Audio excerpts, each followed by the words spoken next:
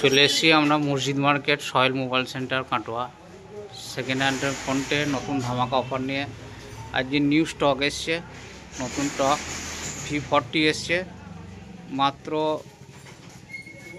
50 দিন মতন বয়স হয়েছে। V40 এসছে, মাত্র 50 দিন বয়স হয়েছে। পুরো ডিটেলসটা ভিডিও করে আরও পাঠাবো, কত র্যাম আছে, কত ভেরিয়েন্ট আছে, আরও নতুন স্টক এসছে প্রচুর। একদম নিউ কন্ডিশনে, না কোনো চেঞ্জ না কিছু।